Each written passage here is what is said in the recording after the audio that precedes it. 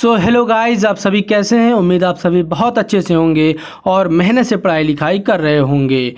तो जैसा कि आप सभी ने थंबनेल में देख ही लिया होगा कि इस वीडियो में हम बात करने वाले हैं कि एसएससी एमटीएस 2022 में जब आपका डॉक्यूमेंट वेरिफिकेशन होगा तो उसमें कौन कौन से डॉक्यूमेंट आपको ले जाने वहाँ पर ज़रूरी हैं, कौन कौन से डॉक्यूमेंट्स आपको लगने वाले हैं। और ये बहुत सारे स्टूडेंट्स ने हमारे पे कमेंट्स किया कि प्लीज़ आप इस पर एक वीडियो बनाइए। तो इस पर हम वीडियो बनाना नहीं चाह रहे थे, लेकिन हमने सोचा कि बना दिया जाए, क्योंकि एक्चुअल में इस पर एक वीडियो हम पहले भी बना चुके थे। तो अभी हम फिर से इस पर बता देते हैं और एक जो है सिंपल वे में आपको बताने की कोशिश करेंगे। और इस वीडियो को हम डेडिकेट करते हैं कुंदन देवराज जी को, जिन्होंने सबसे पहले यहाँ पर हमसे रिक्वेस्ट की और कि आप इस पर एक वीडियो बनाइए। तो बहुत बहुत शुक्रिया कुंदन देवराज जी का। ऐसे ही आपका बहुत बहुत प्यार हम पर बना हुआ है, जिसके लिए आप सभी लोगों का तहे दिल से बहुत बहुत शुक्रिया अदा करते हैं। ठीक है, तो एक एक करके हम स्टेप वाइज यहाँ पर बात करने वाले, एकदम सिंपलिसिटी के साथ बात करेंगे, कोई इधर उधर की बात नहीं करेंगे। तो सबसे पहले जो है आपको पहले नंबर पे आपको पासपोर्ट साइज की फ़ोटो रख लेनी है। और ध्यान रखना है कि वही फ़ोटो आप रखें जो आपने एप्लीकेशन फॉर्म में लगाया था। अगर वो फ़ोटो आपके पास नहीं होती है, बाय द वे देखिए सबसे इम्पॉर्टेंट चीज़ है कि आपके पास वही फ़ोटो हो। ठीक है, इफ़ अगर लेकिन आपके पास नहीं हो पाता है, किसी वजह से आपने उसको नहीं रख पाया या कहीं मिसप्लेस हो गया है, तो आप क्या करिए, आप अपना एक लेटेस्ट फ़ोटोग्राफ रख लीजिए। ठीक है, हाँ, लेकिन अब मिनिमम कितने जो है फ़ोटोग्राफ्स ले जाने होंगे पासपोर्ट साइज़ के। तो देखिए 4 फ़ोटो मिनिमम आपके पास होने ही चाहिए। और ज़रूरी नहीं कि सारे फ़ोटो का वहाँ पर यूज़ होने वाला है, लेकिन मिनिमम आपको जो है यहाँ पर 4 फ़ोटो रख लेना है। ठीक, तो ये हम जो पिछली बार का जो डीवी हुआ है उसके अकॉर्डिंग हम वहाँ पर पढ़ के आपको यहाँ पर बता रहे हैं इस वीडियो के माध्यम से, और सिंपल वे में बताएंगे, बहुत ज़्यादा आपको इधर उधर नहीं जाने की ज़रूरत है। ठीक है, हाँ, ये आपको समझ में आ गया। नेक्स्ट दूसरी जो है रिक्वायरमेंट की तरफ चलते हैं। तो आपको अपना एक आईडी प्रूफ रख लेना है, ओरिजिनल, ध्यान रखिएगा, अपना एक आईडी ओरिजिनल रख लेना है। आधार कार्ड, वोटर आईडी या फिर पैन कार्ड या फिर कोई भी गवर्नमेंट आईडी, ठीक है, आपको वहाँ पर रख लेनी है ओरिजिनल। और ध्यान रखना है कि डेट ऑफ बर्थ आपकी उसमें सेम होनी चाहिए। ठीक है, जो आपने एप्लीकेशन फॉर्म में भरा हुआ है, जो आपकी 10th की मार्कशीट में, वही डेट ऑफ बर्थ हो। और ये भी ध्यान रखिएगा कि फ़ोटो क्लियर होनी चाहिए। अगर आपके पास ऐसा नहीं है तो आप उसको अपडेट करवा लीजिए। ठीक है ना, आप उसको अपडेट करवा लीजिए। और ये एमटीएस 2022 के साथ साथ 2023 वालों के लिए भी इंपॉर्टेंट होने वाला ये सारी चीज़ें। और इसी के साथ ही साथ में आपको इसी जो भी आप आईडी ले जा रहे हैं उसका 4 फोटोकॉपी आपको निकलवा लेना है।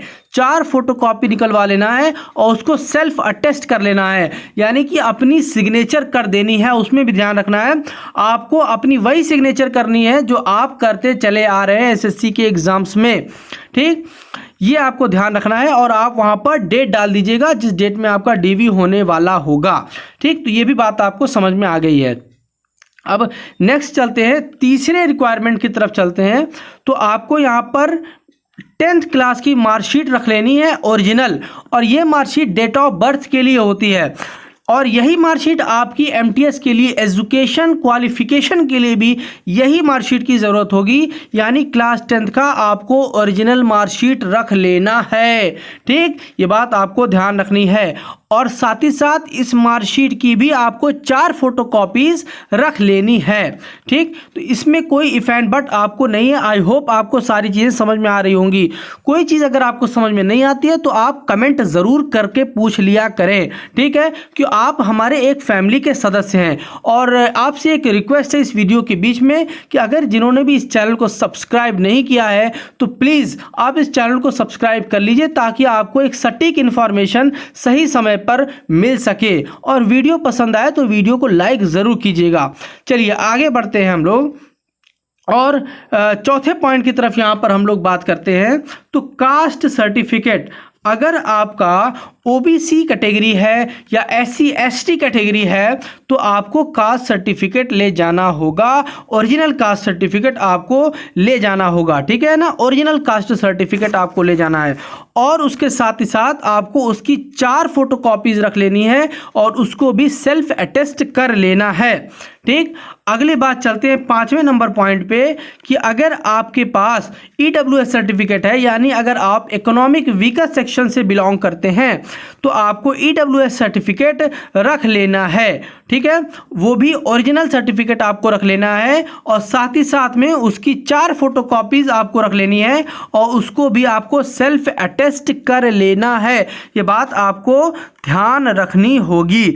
और अगर आपको जानना है कि जो फाइनेंशियल ईयर क्या होना चाहिए, वैलिड ईयर क्या होना चाहिए, तो इससे पिछले वाली वीडियो में हमने आपको वो सारी चीज़ें बता दी हैं। जिन्होंने भी इस वीडियो को नहीं देखा तो प्लीज़ आप जा कर के देख सकते हैं अगर आप ईडब्ल्यूएस कैटेगरी से बिलोंग करते हैं तो, ठीक। चलिए अब आगे बढ़ते हैं हम लोग। अब हम बात कर लेते हैं अटेस्टेशन फॉर्म की बात कर लेते हैं। आइडेंटिटी सर्टिफिकेट, कैरेक्टर सर्टिफिकेट और मेडिकल सर्टिफिकेट, इनकी बात कर लेते हैं जो आपके प्राइवेट ईमेल आईडी पर सेंड किए जाते हैं, ठीक। तो ये चीज़ें प्राइवेट होती हैं, ठीक, और ये डिपार्टमेंट पे वेरी भी करती हैं। तो अगर हम जनरली बात कर लें यहाँ पर तो अटेस्टेशन फॉर्म, आइडेंटिटी सर्टिफिकेट और कैरेक्टर सर्टिफिकेट की तीन आपको ओरिजिनल कॉपीज रख लेनी है, ठीक है ना। तीन इसके जो अटेस्टेशन फॉर्म 3, आइडेंटिटी सर्टिफिकेट 3 और कैरेक्टर सर्टिफिकेट 3 और मेडिकल सर्टिफिकेट आपका एक ही आपको रख लेना है, एज सेम जैसा कि ईमेल आईडी में दिया गया होगा आपको प्रोवाइड किया जाएगा, ठीक। तो इसको वेरीफाई आपको करा लेना है। देखिए कई बार आइडेंटिटी सर्टिफिकेट और कैरेक्टर सर्टिफिकेट एक में ही होता है, अलग अलग कुछ लोगों को नहीं दिया जाता है। ये डिपार्टमेंट पे वेरी करता है। कुछ लोगों को आइडेंटिटी सर्टिफिकेट और कैरेक्टर सर्टिफिकेट अलग अलग दिया जाता है।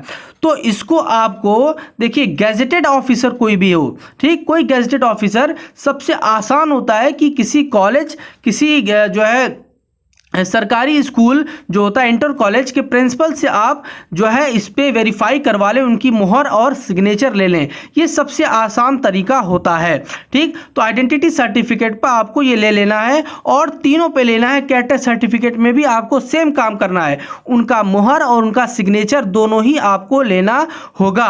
और अटेस्टेशन फॉर्म को भी आपको वेरीफाई करवाना होगा उसी गैजेटेड ऑफिसर से, ठीक। तो कई बार ये डिपार्टमेंट पे देखिए वेरी इस तरीके से करता है कि कई बार लिखा होता है कि 2 अलग अलग गैजेटेड ऑफिसर से आपको करवाना है, यानी सेम सर्टिफिकेट को आपको 2 गैजेटेड ऑफिसर से, अलग अलग डिफरेंट गैजेटेड ऑफिसर से वेरीफाई करवाना होता है। तो कुछ डिपार्टमेंट में यहां पर एसडीएम या मजिस्ट्रेट की भी सिग्नेचर मांग लेते हैं, ठीक। तो मेडिकल सर्टिफिकेट तो आपका वहां अस्पताल से बन ही जाता है, ठीक। तो आई होप ये सारी चीज़ें आपको समझ में आ गई होंगी। और बाकी कुछ वेरिएशन होते हैं जो डिपार्टमेंट पर निर्भर करते हैं, ठीक। तो वो सूचना आपको इन्फॉर्मेशन वो डिपार्टमेंट के ईमेल आईडी से ज़रूर मिल जाएगी, इसमें आप बिल्कुल टेंशन ना लें। तो एक जनरल इन्फॉर्मेशन वो यही है आपके लिए। तो आई होप आपको ये सारी चीज़ें समझ में आ गई होंगी। तो अगर वीडियो पसंद आई हो, हमारा एफर्ट आपको अच्छा लगा हो तो वीडियो को लाइक ज़रूर कीजिए और किसी तरह की अगर कोई कन्फ्यूज़न है तो कमेंट में ज़रूर बताइए और प्लीज़ चैनल को सब्सक्राइब ज़रूर कीजिए ताकि हमें भी मोटिवेशन मिलता रहे, ठीक है। Thank you so much.